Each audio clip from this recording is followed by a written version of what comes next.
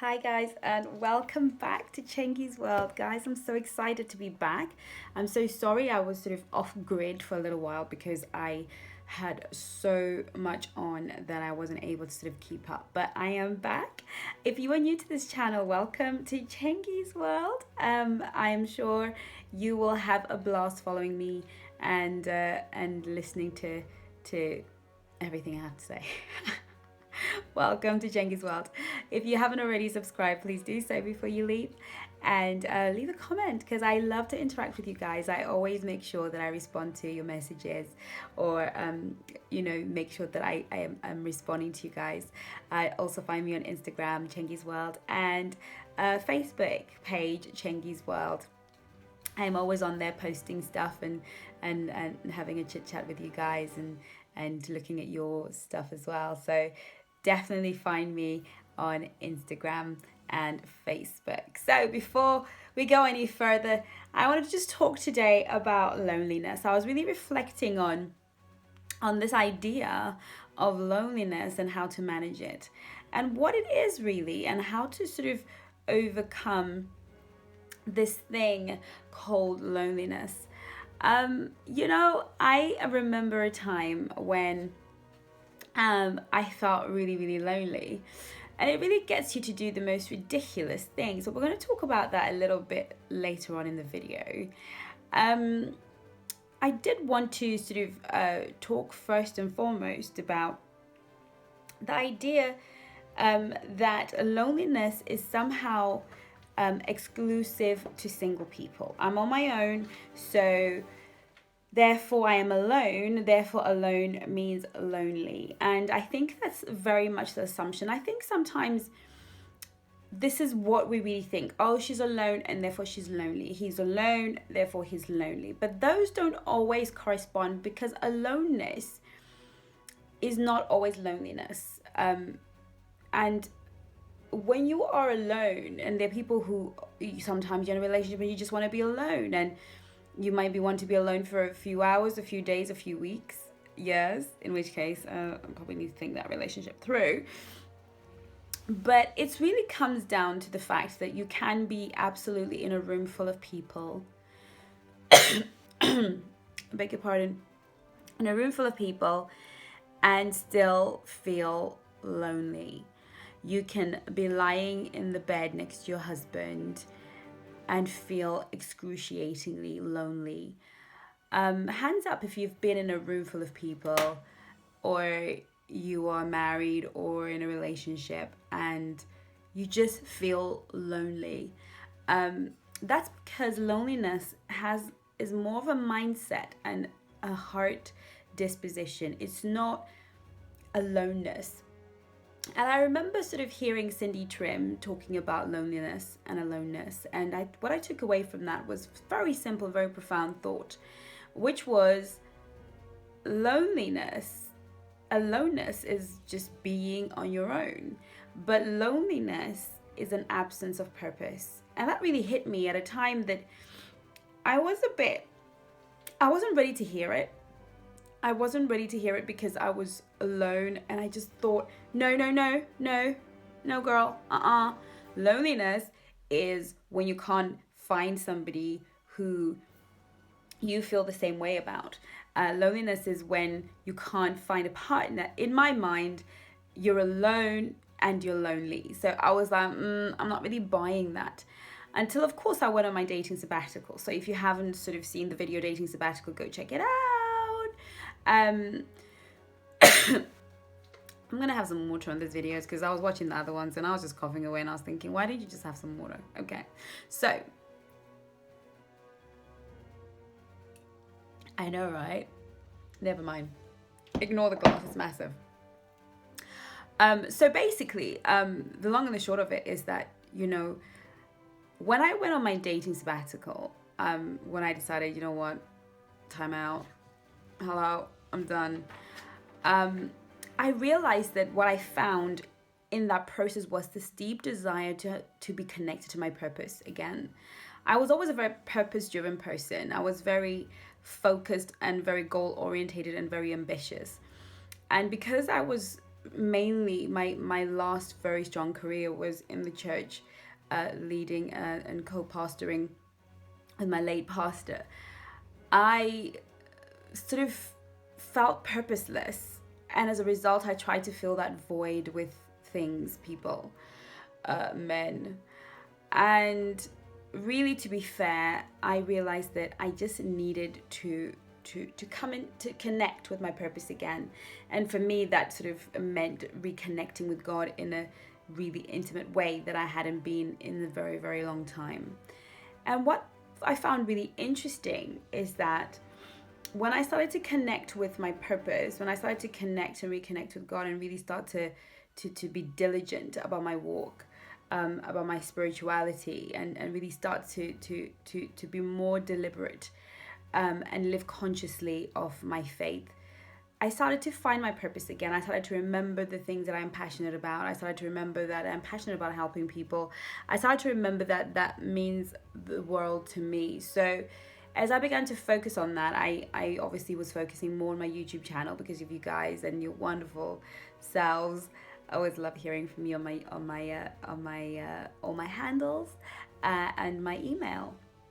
But there I was sort of dealing with people and helping women and answering some of your questions and listening to your stories.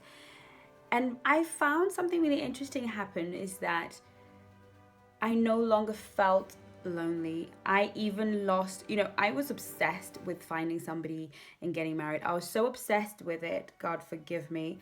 And the shame is, I was so obsessed that I remember a year when I literally went and bought a wedding dress. It was so cheap and tacky. But I just needed a symbol that one day I would get married because it meant so much to me. It became almost idolatry. I am going to be married, so much so that until I meet that person and get married, I will hold on to loneliness. I will be lonely until further notice. And I know it's sort of funny now, but I found the more I connected to purpose and the more I started helping people, because that is my purpose, I just sort of forgot that I was single. I literally forgot until for a long time. I just forgot that I was a single girl. I knew that I talk about relationships a lot and love it. But I actually forgot that I'm single, that I'm not really dating. It was like, oh yeah, that. And I remember the first time it sort of kind of hit me in the face is when I went to see my pastor and I was talking about something completely separate, and he was like, so you need to pray to get married. And I was like, oh yeah, I used to do that. I used to be like, when am I going to get married? Because I felt it would ease the loneliness. But because I was in pursuit of purpose, I didn't feel alone. I didn't feel lonely. I didn't go bed tonight thinking, oh, I'm going to go back to my bed and be on my own. I didn't feel that way. So I noticed in me that there was a clear sense of freedom.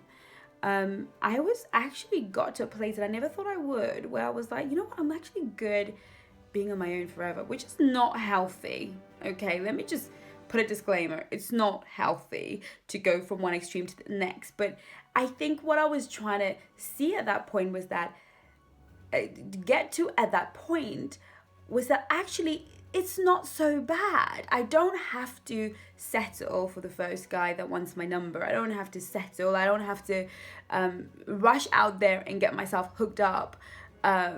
Because actually what I'm doing and the work I'm doing and the things I'm thinking, the ideas that cross my mind that I get excited about, taking up so much of my energy, of my good energy, that I just feel fulfilled. And so even though it sounded very clever when I heard it from Cindy Trim and didn't relate to me, and I'm sure that those of you who are watching were thinking, no, I need me a man. I need me a man.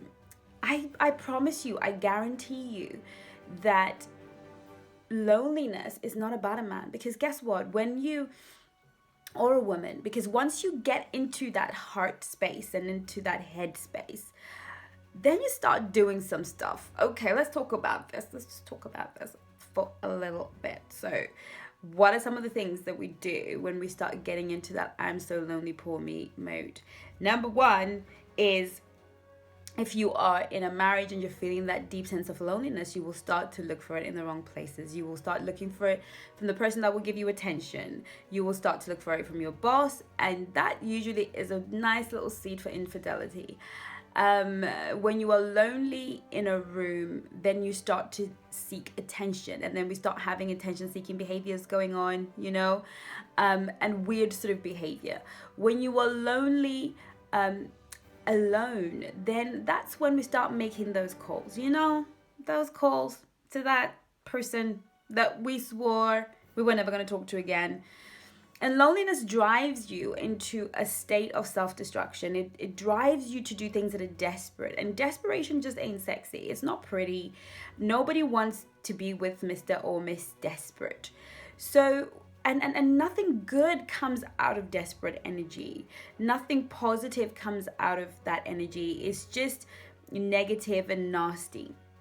So what we want to do is really get to that point where we really sort of go through a time in our lives. If you're feeling lonely out there and you feel alone and lonely, or in a marriage and lonely, I guarantee you that you have a purpose, that we're not here simply to take or party. We're here to serve. And I think that I know for sure that if you can spend enough time in yourself alone and with God, communing and talking to him, or whatever religion you're in, whether you're Buddhist or whatever path you take, if you can spend that time digging into the soul and really trying to find out what sparks joy in you, what sparks desire, what brings bliss to you. When you are doing this thing, you could do it free forever and not feel hard done by and feel like you would pay to do the job or pay to do this thing. I think sometimes we block our purposes based on what we think we can earn, or the financial attachment we put to the activity. And sometimes that which you are called to, or that which is your purpose, usually does not initially come with a paycheck. Usually it's something that comes along further down the road, but what drives you in it and what keeps you going in it is that desire and that fulfillment from the work itself, is that fulfillment from the actual doing of the work and the actual helping of people, if that is what you feel is your purpose. So I just wanted to say to you guys, don't allow loneliness to take root on the inside of you. Don't allow loneliness to be a reason you decide to do or not do something, date or not date somebody, because sometimes we're so afraid that the voice of loneliness keeps saying you are alone, therefore you are lonely, therefore fill the void with another human being. And then the people that we start to surround ourselves with, and the energy that we start to surround ourselves with, and the men that we start to invite into our lives become more of a distractive force, and then perpetuates the loneliness. But actually you're looking for that fulfillment outside in, but everything that is real, anything that lasts, anything that is of value and of worth always starts from within. If you want to feel whole, it's a work. You've got to do the work. You've got to do the work. I keep saying to you guys, do the work, because I tell you what, I have very few regrets in life, but one of them, if you can call it that at all, is that I spend so much time trying to not look within, thinking that I could do something outside of myself in order to achieve a purpose. And I wasted so many years. You're better off taking a year out of your life to connect with yourself and deal with the issues of the heart, and then come out and flourish, than spend 5 years seeking something external to you and trying to add it onto you. So the only antidote to loneliness is getting in touch with what sparks joy, what brings bliss, what truly makes you happy, what keeps your mind ticking. When I'm thinking of you guys and I'm thinking of the YouTube channel, I am thinking of you guys. I'm driving, concepts, thoughts, inspiration, ideas, insights are coming to me constantly. I don't even have time to think about poor me, I don't have a man. I don't even think of myself in that way. In fact, since I have been in this space, I actually have the hardest time of getting rid of guys, like trying to get men off me, because there's something about that independent energy that actually that draws men to you. I spend more time thinking, oh God, please, I don't want to spend all day rejecting guys. Could you just all go away, please?